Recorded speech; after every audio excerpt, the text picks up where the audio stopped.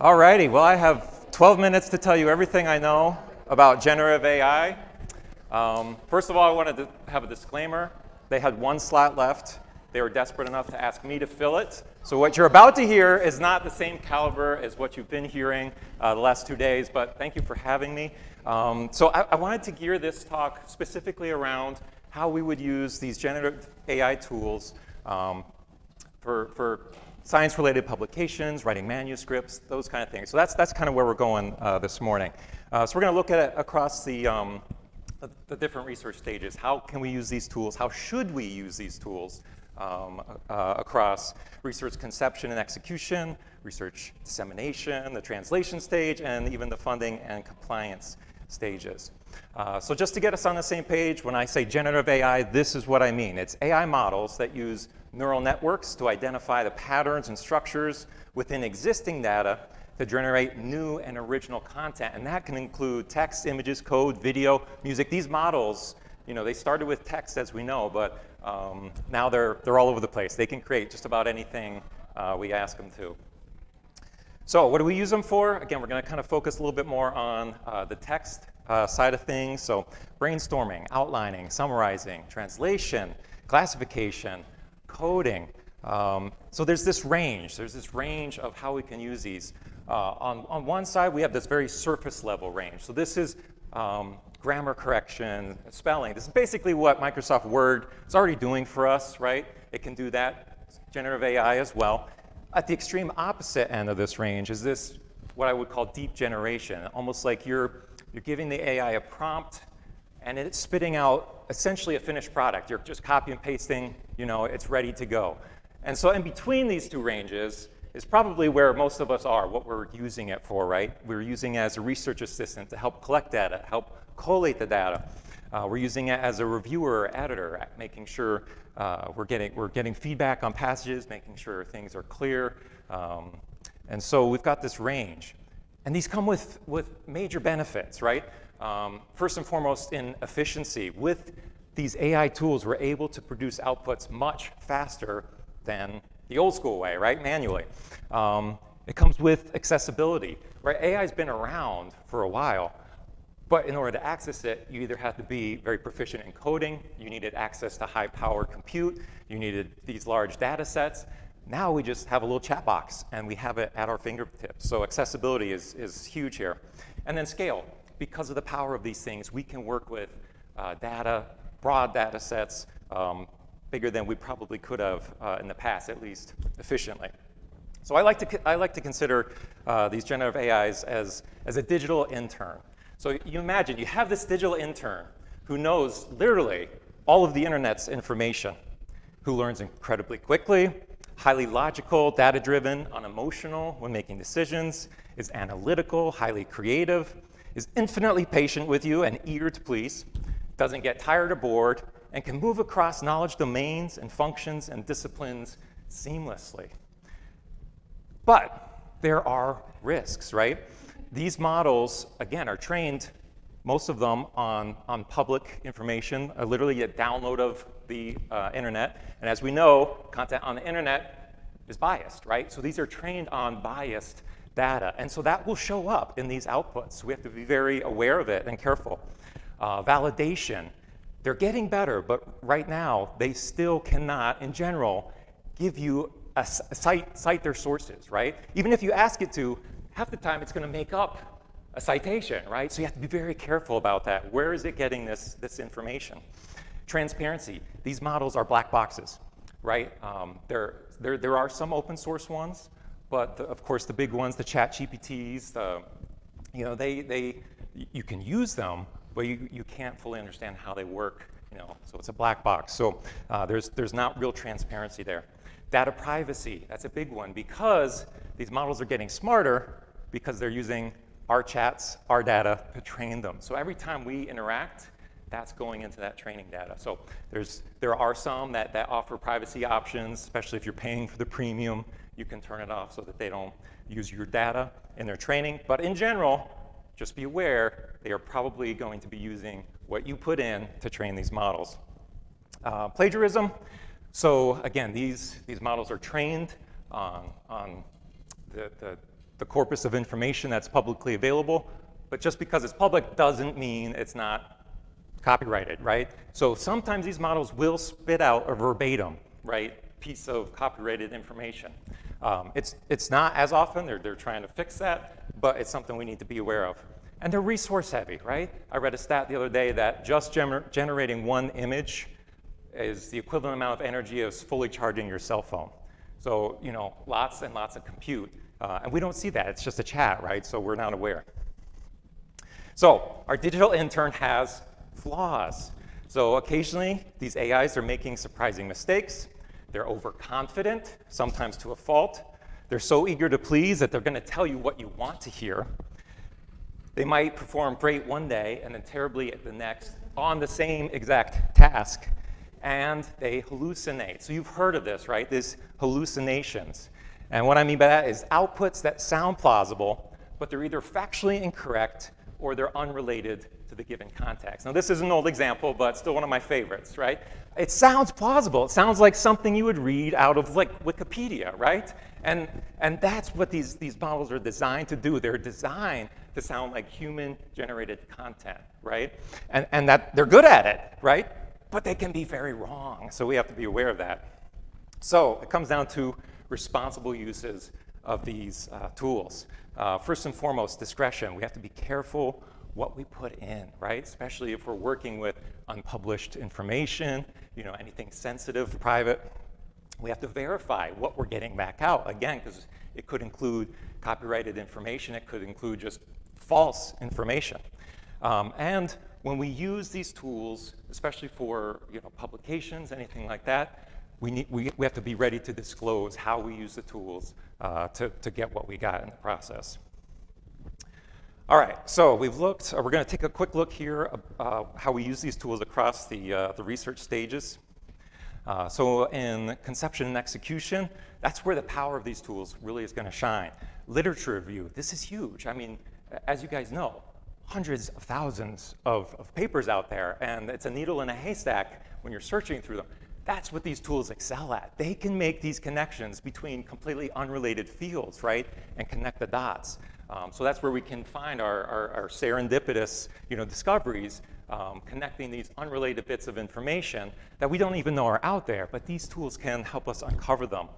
So that would be a huge use. In the research infrastructure, improving our workflows, and the data processing, in the collection and generation, you know, analyzing the unstructured data. We've got all of this data. It can help us format it, structure it, and even create synthetic data sets for our use. And then even in the ideation and the hypothesis stage, it can complement the human portion of that stage and expand our knowledge base.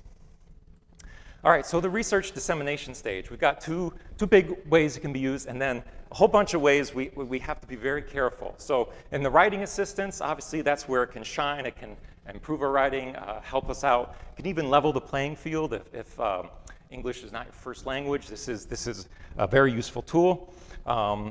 In generating figures and images, I am not like a Photoshop guy. I'm awful at that. I've got this tool at my fingertips now that can do these things for me. So it's fantastic. But you know, when we use these tools, it can affect things like authorship. Papers will not, or journals will not let you publish a paper that includes AI as an author or co-author. We'll get a little bit more into the do's and don'ts as far as journals go here in a second. But these tools, it's going to impact the output as well. It can have an impact on the concepts and the interpretations of the data we're working with. It can impact the methodology. It's kind of a shortcut, but sometimes that might backfire on us. Again, the potential for bias. We have to be very careful. The acceptable use, depending on the venue, whether it's journals, talks, reviews, proposals, there's going to be different policies. We need to be aware what the policies are, what's acceptable, and then of course even with regulations. When we're dealing with copyright, HIPAA, FERPA, confidentiality, how do these tools, how do we responsibly use these tools in relation to those? So real quick, this is very, very general, journal policies. So just kind of three things. As I mentioned, AI can't be an author or co-author. AI images right now generally are not accepted by most journals. And AI may be used, some journals will allow it, in the writing process, but if so, you have to meticulously disclose in the methods section how you used, what model you used, when you used it, what prompt you used. So I've created a resource for you all. I'll show you at the end, a little mini website. But I have all the major journals listed out and a link to their AI policies. So if you're going to be using this for any kind of manuscript writing, check the policy of that journal first so you know what you can and can't do. All right, so we've looked at conception, execution, dissemination. Let's take a look at the translation stage. This is where we have to be very, very careful, because using AI and then taking that, the results of the research and going forward with translation, that's where it can really bite us. Because right now the Patent Office, the copyright, US Copyright Office, they will not take anything AI generated as part of, you can't patent or copyright AI generated content, right? So if that's used in the process, there's going to be you have to be very careful, set clear boundaries of what was AI generated, what was human generated.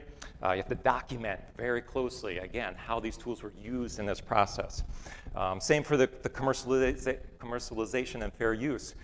It could even limit, say, publishing something open source, because if these tools, pulled in perhaps copyrighted information, and then you're publishing open source, that could come back on you, right? And then again, the data privacy, if we're interacting, giving it sensitive data, and that kind of gets out of hand. And then finally, in the research funding and the agreement compliance stages, two great areas is the proposal preparation, because it can assist us in the writing stage and the data compilation, in the reporting. Huge time saver, because it can summarize results, it can generate these tedious progress reports that you have to deal with. But again, comes with these risks, right? The outputs can include incomplete, incorrect information, biased information. There's still the concerns over security and privacy. So it all comes down to the three things here: duties of verification, disclosure, and discretion. So 3 do's, 3 don'ts. So do verify the output, right? Check for unintentional plagiarism. Keep documentation of how it's used and disclose how you're using it. And then don't assume that Gen AI is private. If you're interacting, it's better to assume what you're putting in is going to somehow be incorporated in that model. Play it safe. Don't assume that the output is considered part of the public domain, because again, it's possible it will include copyrighted information in its response to you. And don't share confidential, proprietary, or export-controlled info into these tools. So here's this a link to the website I created. It's got a whole bunch of tools for you guys. Much of it is just research related, but then also links to some of the everyday, the ChatGPT, Claude tools. I've got some, again, the list of all the journal policies are on there for you. So anyway, check it out. I'll try and keep it updated for you. I do want to recognize Cornell recently published several papers, and the one I used quite a bit to help prepare for this is this generative AI and academic research. And that's also linked on there, along with a couple of other papers they recently published around generative AI in higher education. So we'd be happy to take questions. I may hallucinate and make up the answers. Yes, sir.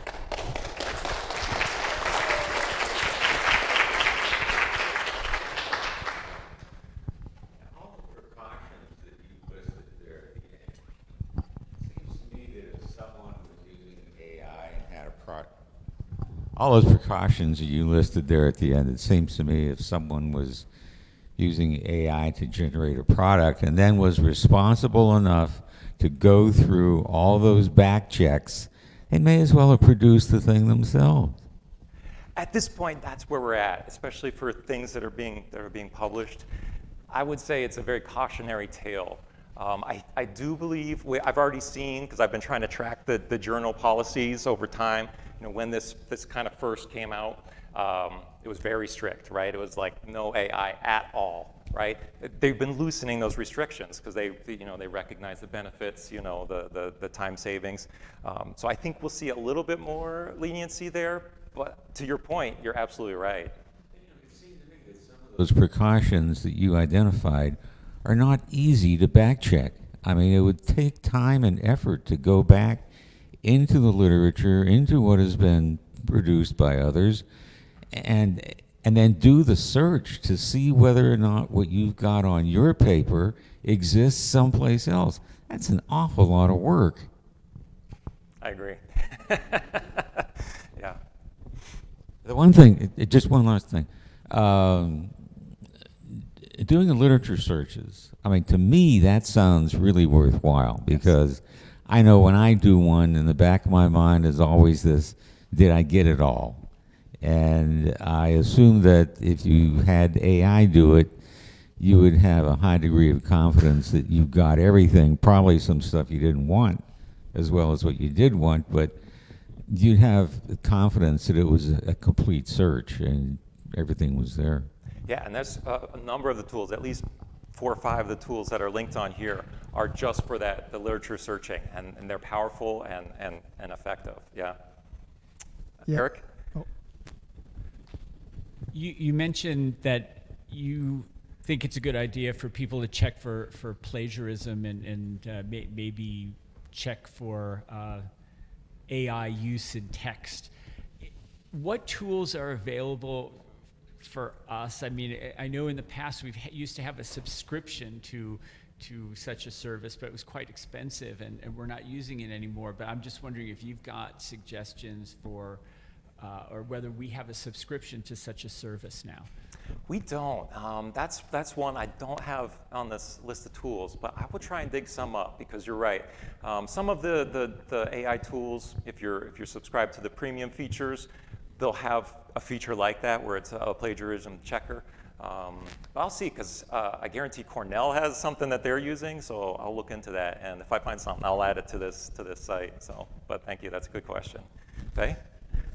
So you mentioned that if you use AI to help you to write in writing, it must be disclosed in the method section.